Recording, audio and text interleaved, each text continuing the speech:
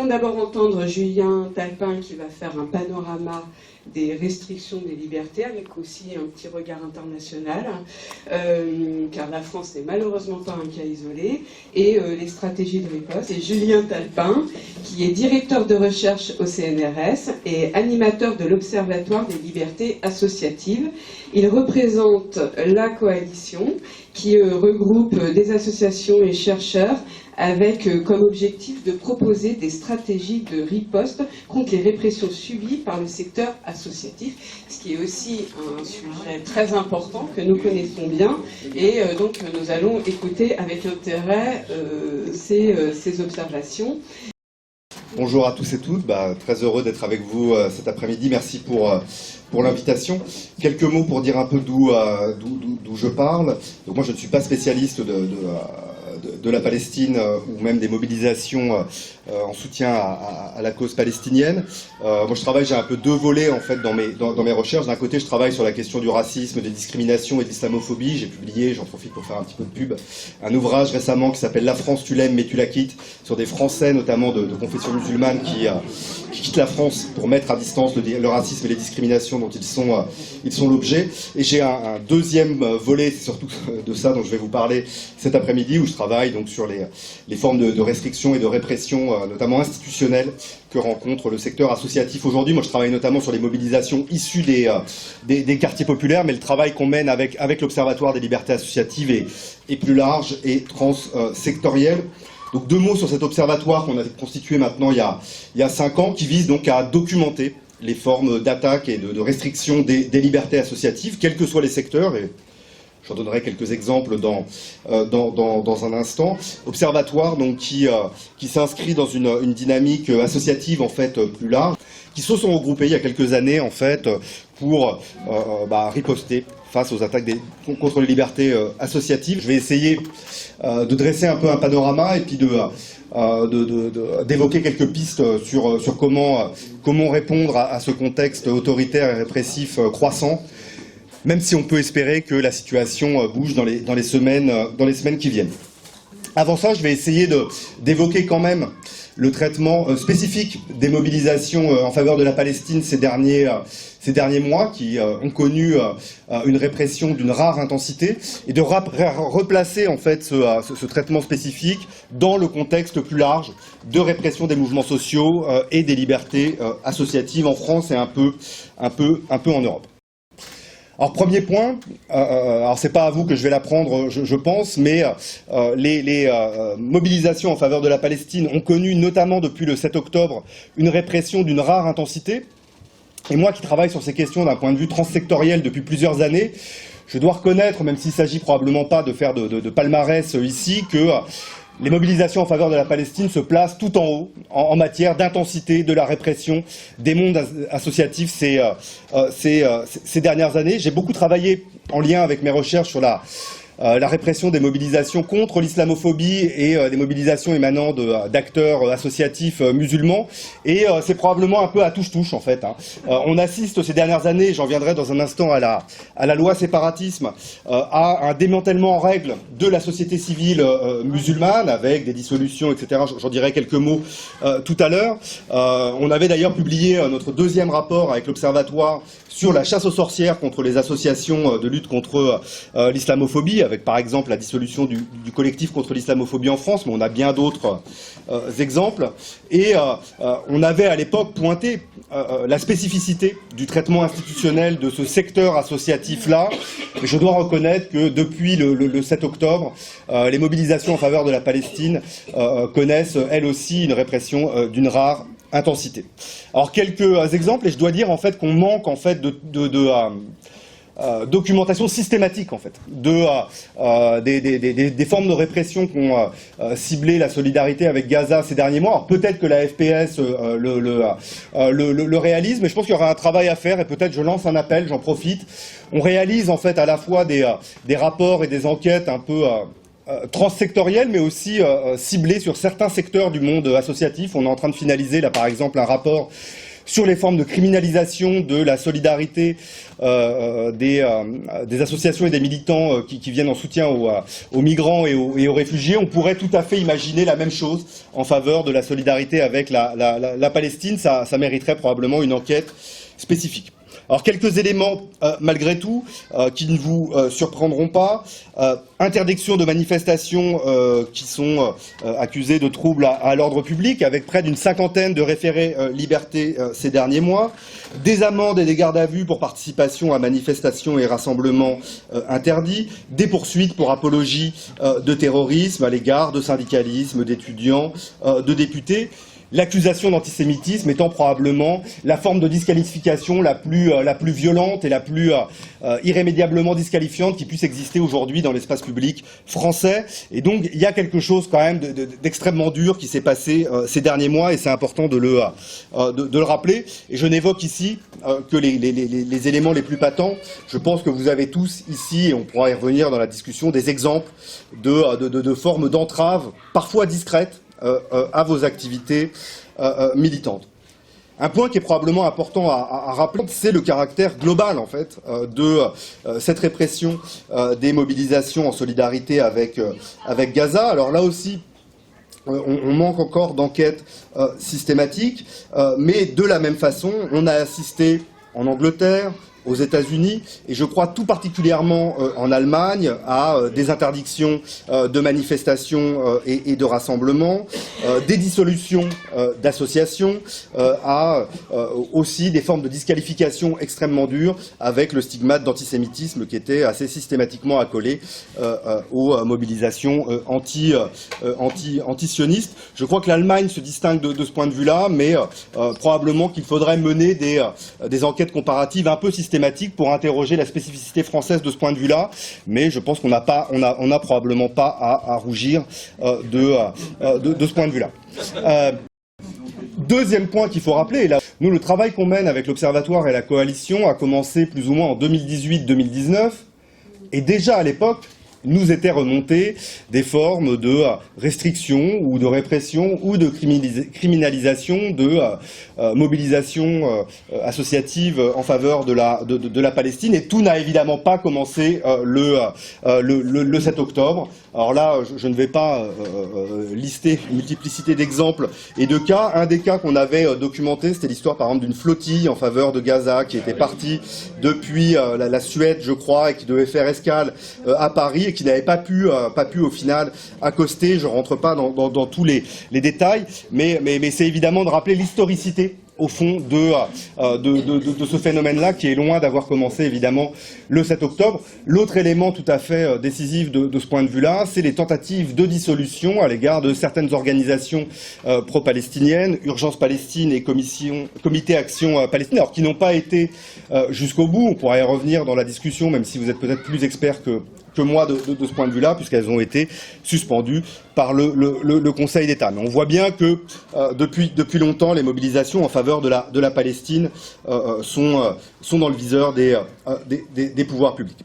Mais ce que je vais essayer de faire, c'est de réinscrire au fond ce traitement institutionnel répressif dans le cadre plus global dans lequel il s'inscrit, et qu'on essaye de documenter donc avec l'Observatoire des libertés associatives. Si on s'est constitué en fait en 2018-2019, c'est que le monde associatif sentait poindre quand même un contexte institutionnel moins favorable depuis plusieurs années. Il y a un tournant probablement assez significatif de ce point de vue-là. C'est l'année 2015, en fait.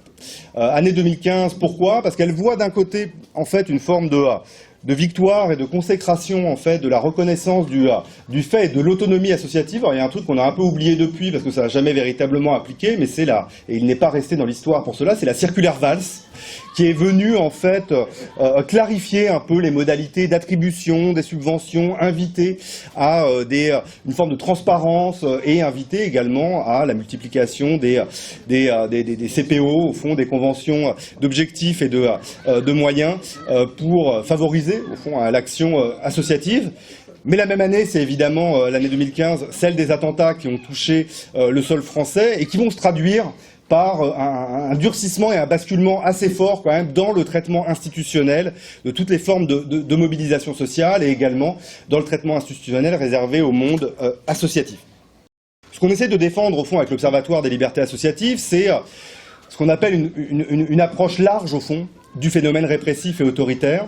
Au fond, depuis 2015, on a beaucoup parlé, et à juste titre, du traitement plus dur, au fond, et plus violent des mobilisations sociales et de la question des violences policières. Il y a eu les mobilisations contre la loi travail en 2016, il y a eu le mouvement des Gilets jaunes, y compris l'année dernière, les mobilisations contre la réforme des retraites ont fait l'objet d'un traitement policier particulièrement dur. Il y a eu également, depuis 2015, des évolutions législatives assez importantes avec l'entrée dans le droit commun de mesures qui étaient initialement pensées comme devant être exceptionnelles et relevant de l'état d'urgence, les lois SILT 1 et 2, la loi sécurité globale, qui ont favorisé aussi l'extension de mesures un peu exceptionnelles, notamment de surveillance et de fichage des militants. Mais ce n'est que la partie immergée de l'iceberg. Et ce qu'on essaie de documenter, c'est aussi les formes, au fond, plus ordinaires de restriction des libertés associatives qui contribuent à rendre plus coûteuses, moins évidentes, l'engagement associatif et les mobilisations sous toutes leurs formes. Alors, on a publié un premier rapport en 2020 qui essayait justement de dresser un peu l'ampleur du panorama en partant, parce que c'est évidemment le plus scandaleux et le plus révoltant et important de le constituer en problème public, en partant des formes les plus dures de répression jusqu'à ces formes les plus discrètes. Et donc on a construit un peu une typologie des formes de répression associative qui vont donc de la répression judiciaire et policière, là je passe et vous l'avez tous à l'esprit, aux formes de répression administrative aussi, qui touchent les associations, mais aussi à des formes auxquelles on pense moins souvent, que sont l'ostracisation, par exemple, des associations, le fait d'être mis au banc d'un certain nombre d'espaces partenariaux ou de discussions collectives. Quatrième forme, c'est tout ce qui relève de la disqualification des militants et des associations. Et là, les mobilisations en faveur de la Palestine en savent quelque chose. Et là, on documente tout ce qui relève de la disqualification des mobilisations associatives quand elles sont qualifiées de séparatistes, de communautaristes, d'éco-terroristes. Et donc on a toute une gamme comme ça de catégorisation qui contribue à disqualifier les mobilisations associatives, à potentiellement mettre au banc les militants et à rendre plus coûteux l'engagement. Dernière forme de restriction des libertés associatives et qu'on essaye de documenter, de rassembler dans ce continuum, c'est toutes les formes, au fond, d'entraves matérielles à l'action associative, les difficultés à accéder à des locaux, des espaces pour se réunir, et également toutes les formes de restrictions financières, au fond, qui touchent les associations, les coupes de subventions, le non-renouvellement des subventions, qui, là aussi, contribuent à fragiliser, au fond, l'action associative. Et c'est quand on met bout à bout tous ces éléments-là qu'on se rend compte, au fond, du tournant historique qui a constitué 2015. Non pas que ces formes-là n'existaient pas au préalable, mais elles se sont très fortement intensifiées depuis 2015 avec la diffusion par capillarité du paradigme antiterroriste à toute forme de contestation sociale, pour le dire comme ça.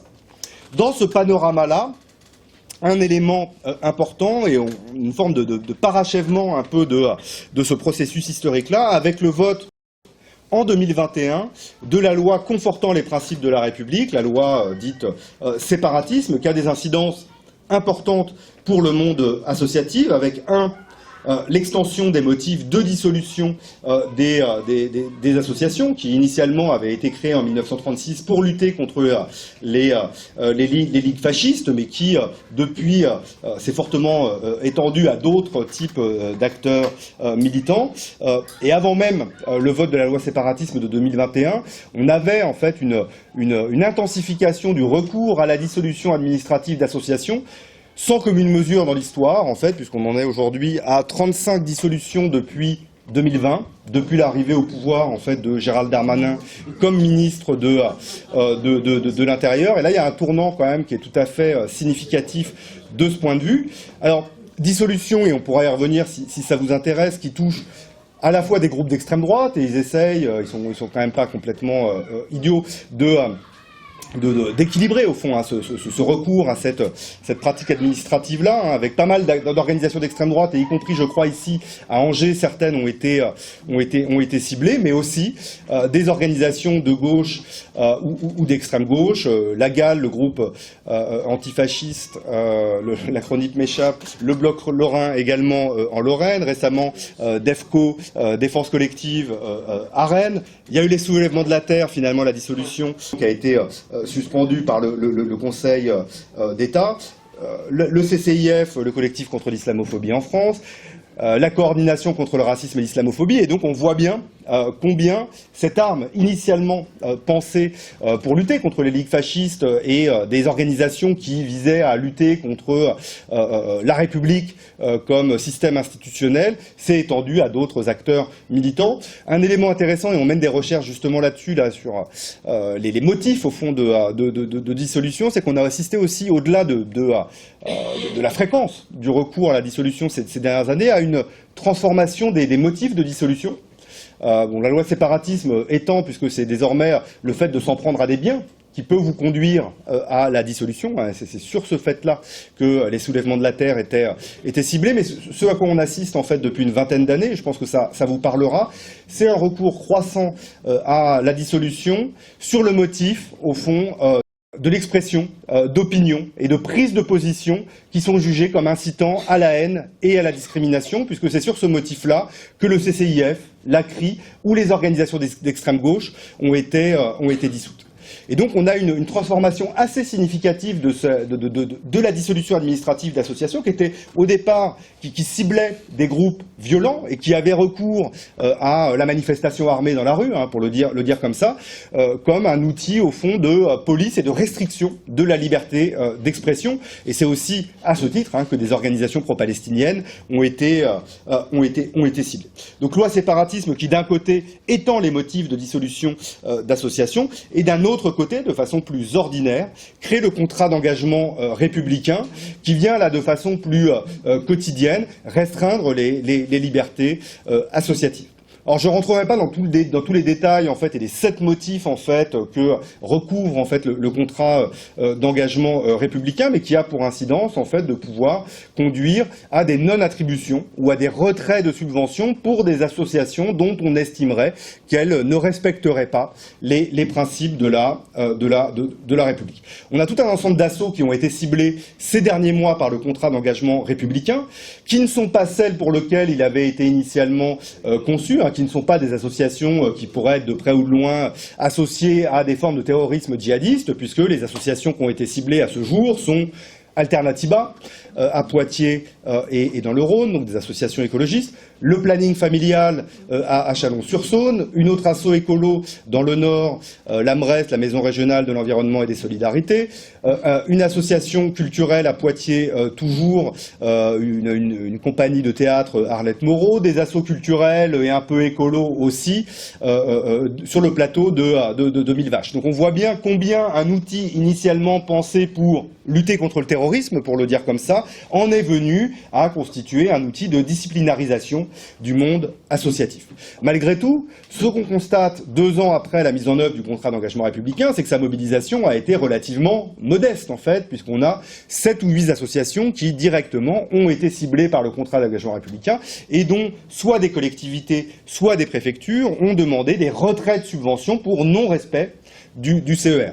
Preuve, s'il le fallait, que, au fond, il n'était peut-être pas nécessaire, au fond, de créer ce contrat d'engagement républicain et que, dans leur très grande majorité, les 1,5 million d'associations en France respectent les principes de la République.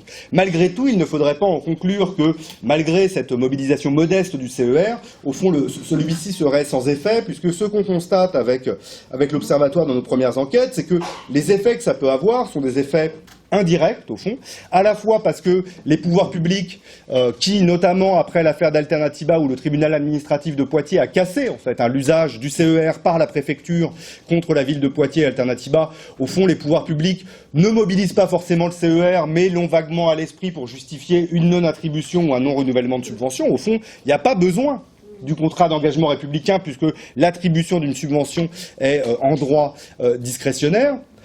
Et donc, voilà, il y a un effet de halo, au fond, autour du CER, où on l'a à l'esprit, on évoque les valeurs de la République, mais on ne va pas le mobiliser en droit, puisque, au fond, ce serait derrière juridiquement opposable, et les pouvoirs publics prendraient le risque, d'une certaine façon, comme ça a été le cas à Chalon-sur-Saône également, on pourra rentrer dans les détails si ça vous intéresse, ou à Poitiers, au final, le tribunal administratif a donné raison aux associations contre les pouvoirs publics. Au-delà de cet effet de halo où les pouvoirs publics, quand même, se sentent un peu les mains libres pour couper des financements de façon encore plus discrétionnaire que ça ne pouvait être le cas par le passé, ça peut avoir des effets d'autocensure. Pour le dire comme ça, moi je le repère et essaye de l'objectiver dans le secteur de l'éducation populaire, du travail social, où tout un ensemble d'acteurs associatifs, pour se prémunir de sanctions éventuelles, ne vont plus mener tout un ensemble d'actions, y compris d'ailleurs, je n'avais pas forcément pensé de l'évoquer, mais tout un ensemble de centres sociaux, par exemple, me disent ne pas aborder depuis le 7 octobre la question du conflit israélo-palestinien, parce qu'ils ont peur, au fond, que ça leur retombe dessus, que des propos qui seraient éventuellement tenus à l'occasion d'un débat se traduisent par des rappels à l'ordre, voire des sanctions financières par la CAF, la municipalité ou la préfecture. Donc un effet d'autocensure qui fait qu'il y a un certain nombre d'actions qu'on menait jusque-là, qu'on ne mène pas, ou plus qui contribuent un peu structurellement à la dépolitisation du monde associatif, pour le dire comme ça. Moi qui travaille beaucoup, je vous l'ai dit, sur le monde associatif dans les quartiers populaires, ça peut avoir des effets tout à fait importants.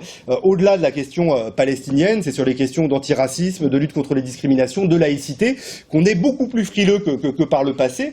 Et donc tout un travail de conscientisation, d'éduc-pop qu'on pouvait mener jusqu'alors, qu'on ne mène plus, si bien que des colères éventuellement légitimes, ne sont plus forcément travaillés dans des espaces collectifs et peut-être ressurgissent d'autres façons, par exemple à l'occasion des émeutes ou des révoltes de l'été dernier. Donc voilà un peu sur le panorama global auquel il faudrait rajouter des tendances un peu structurelles, on pourrait dire, à la marchandisation du monde associatif et aux modalités de financement par appel à projet, voire par marché public, qui contribuent à constituer les associations en prestataires de services publics et qui, là aussi, constituent une sorte de lame de fond qui n'incite pas, au fond, à mener un travail militant et de politisation ou de conscientisation. Alors on verra ce qu'il en est avec l'arrivée au pouvoir peut-être d'un nouveau gouvernement demain. Je me permets quand même de préciser que figure au programme du nouveau Front populaire l'abolition du contrat d'engagement républicain. Voilà, et donc peut-être qu'il faudra, dans les mois et les semaines qui viennent, faire pression pour que ces engagements ne demeurent pas lettre morte. Je pense en tout cas qu'il y a peut-être une opportunité. En tout cas, moi j'étais jusqu'alors relativement pessimiste quant aux perspectives, notamment nationales, de faire bouger les lignes dans le contexte politique jusqu'alors. Peut-être que là, les choses vont un peu bouger. Deux derniers mots justement pour finir sur un peu dans ce contexte qui est quand même assez sombre pour les libertés associatives et les libertés publiques ces derniers mois et ces dernières années. Comment réagir? Que faire? Quelles sont les options stratégiques qu'on essaye de défendre avec la coalition pour les libertés associatives? Premier point, s'organiser au fond. Un des éléments au fond qui ressort dans les stratégies de riposte, c'est que la répression isole. Je l'ai dit en fait tout à l'heure, un des effets, souvent une des stratégies des pouvoirs publics, c'est d'isoler, d'ostraciser au fond les acteurs que on cherche à disqualifier. Et donc face à cela, en fait, se serrer les coudes d'un point de vue interassociatif peut faire changer les choses. Et on l'a vu en fait très clairement, si on interprète la décision du Conseil d'État dans le cas des soulèvements de la terre il y a quelques mois. Pourquoi les soulèvements de la terre n'ont pas été dissous alors qu'au même moment la GAL, le Bloc Lorrain et la coordination contre le racisme et l'islamophobie ont été dissous? C'est notamment parce que les soulèvements de la terre ont fait l'objet, à la différence de ces autres organisations, d'une solidarité interassociative et d'une mobilisation sans commune mesure, d'une certaine façon, qui aurait rendu la dissolution de cette organisation-là extrêmement coûteuse pour l'institution et derrière pour le gouvernement. À l'échelle locale aussi, on a des cas quand même de solidarité interassociative qui n'est pas automatique. Et donc c'est pour ça qu'on essaye d'organiser avec la coalition à la fois des formes de solidarité à l'échelle nationale, mais aussi au niveau local. Il y a des choses qui s'organisent aujourd'hui à Lille, à Brest, à Grenoble, à Lyon, peut-être que vous en faites partie. Et voilà, et quand on est pointé du doigt, disqualifié comme antisémite, comme terroriste, comme séparatiste, avoir des gens d'autres secteurs militants qui viennent vous prêter main forte, qui peuvent contribuer à tenir un autre récit sur votre action militante, ça peut changer les choses. Deuxième élément, et je pense qu'on va y revenir, c'est le droit. C'est-à-dire que dans le contexte très défavorable qui est le nôtre, voilà, le droit demeure quand même un rempart tout à fait décisif. C'est pour ça qu'avec la coalition, on a essayé de monter ces derniers mois et ces dernières années un travail, notamment avec le syndicat des avocats de France, au fond, ce qu'on appelle le pôle autodéfense, d'accompagnement des associations qui sont ciblées par le contrat d'engagement républicain ou par d'autres formes d'attaques institutionnelles en particulier. Mais j'ai beaucoup insisté sur les institutions ici. Ça peut être des attaques aussi d'extrême droite, évidemment. C'est souvent le cas pour les assauts pro-palestiniennes, mais aussi de soutien aux réfugiés, par exemple. Le recours au droit, eh ben, parfois ça marche, je l'ai évoqué. Décision du tribunal administratif à Chalon-sur-Saône, puis du Conseil d'État sur la première application du contrat d'engagement républicain contre le planning familial à Chalon-sur-Saône. Alternativa, ça a marché également. Et donc voilà, on peut évoquer la non-dissolution des soulèvements de la terre. C'est pas parfait, mais quand même, cette victoire-là mérite d'être valorisée parce que voilà, c'est quand même des luttes défensives, mais des luttes qui peuvent un peu changer les choses. Cet accompagnement juridique, mais aussi extra-juridique qu'on essaye d'apporter aux assos est d'autant plus important pour les petites associations. C'est-à-dire que les grosses assos, typiquement les soulèvements de la terre ou quand on a la LDH qui est attaquée, elles savent faire au fond. Elles ont des liens historiques avec des avocats, etc. Mais souvent des petites assos de quartier en fait. Quand elles se retrouvent un peu dans l'œil du cyclone, qu'elles se retrouvent, elles se voient couper une sub, etc. Je prends un exemple très concret, banlieue de Rouen, l'ASTI, Association de solidarité avec les travailleurs immigrés, qui se retrouve aujourd'hui dans la tourmente, contrat d'engagement républicain. Pourquoi ? Pour avoir participé à une manifestation interdite suite à la mort de Naël en juillet dernier, se voit aujourd'hui par la préfecture couper tous ses financements. Et derrière, quand la préfecture coupe les financements au nom du contrat d'engagement républicain, tous les autres financeurs suivent. Et donc, potentiellement, en fait, la mise en branle du contrat d'engagement républicain peut vouloir dire la mise à mort d'une association, en fait, hein, par effet de ricochet, pour quelque chose d'aussi anecdotique que participation à une manifestation interdite post-mort de Naël, en fait. Hein. Au moment où on était en plein dans les émeutes, début juillet, etc., et que cet asso-là faisait de longue date un travail, justement, sur les discriminations, l'antiracisme, etc. Bon, moi, à mon sens, si on voulait mettre de l'huile sur le feu, on ne s'y prendrait pas autrement, mais typiquement, une asso comme l'ASTI a été contente de pouvoir, au fond, être mise en lien avec des avocats et de bénéficier d'une solidarité qui n'était pas évidente dans ce cas. Donc, s'organiser collectivement, le droit, mais malgré tout, tout ça, c'est quand même une lutte politique. Voilà. Alors moi, je disais, et je dis depuis des années que, à l'échelle nationale, je ne suis pas sûr que l'horizon soit extrêmement éclairci, même s'il y a des choses qui, depuis plusieurs mois, en fait, essayent d'être mises en place au Sénat, avec le groupe écologiste en particulier. À l'Assemblée nationale aussi, il y a des députés insoumis et écolos qui essayent de porter des propositions de loi d'abrogation de la loi séparatisme ou d'abrogation du CER, mais dans l'Assemblée nationale, jusqu'à présent, c'était compliqué à porter. On verra ce qu'il en est. Je crois qu'il est extrêmement important dans le nouveau contexte politique que la société civile fasse pression pour que précisément ces engagements soient potentiellement tenus. Quatrième élément, et nous on insistait beaucoup ces derniers mois, c'était de dire que tout ne se joue pas qu'à l'échelle nationale. Et que potentiellement, à l'échelle locale, quand même, les collectivités ont des marges de manœuvre et pourraient faire potentiellement mieux, en fait.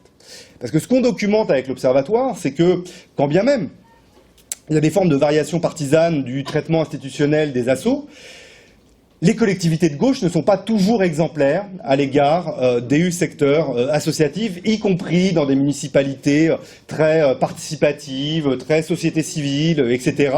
Il y a des formes de répression à l'égard d'associations qui se montrent critiques à l'égard de leur exercice du pouvoir. Donc là, on essaye de lancer, en fait, avec un certain nombre de collectivités, en fait, des formes d'expérimentation locale pour essayer d'inventer à l'échelle locale un cadre institutionnel moins répressif et plus favorable, au fond, à l'auto-organisation associative, par les modalités de financement en particulier. Mais voilà, il n'y a pas de solution miracle, mais les collectivités peuvent être quand même des brèches dans un contexte national qui demeure compliqué.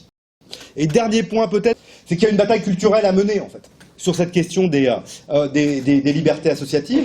Souvent, quand on parle coupe de subventions, difficulté d'accéder à des locaux, disqualification, en fait, ça émeut pas grand monde, en fait. C'est-à-dire qu'il est difficile de scandaliser autour de questions qui paraissent relativement anecdotiques face à des formes de répression beaucoup plus dures, et notamment les violences policières. Et donc là, il y a un enjeu, me semble-t-il, à constituer en problème public, à scandaliser et à constituer en question démocratique fondamentale cette question des libertés associatives et à poser la place des contre-pouvoirs associatifs au cœur de la conception démocratique que l'on veut défendre. Et probablement que les médias sont une brique essentielle dans cette bataille culturelle à mener. On l'a évoqué tout à l'heure sur la question palestinienne, où ce qu'on voit souvent, en fait, dans les dynamiques répressives qu'on observe, c'est que les sanctions ou les restrictions mises en place par les pouvoirs publics apparaissent souvent comme la conséquence de ce qu'on appelle une pression à la répression.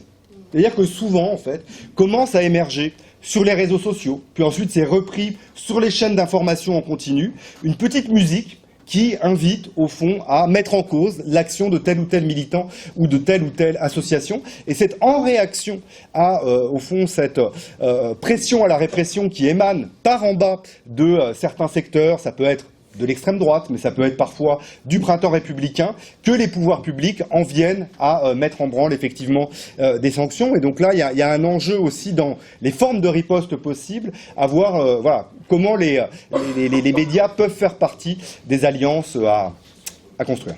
Voilà, je reste là. Merci.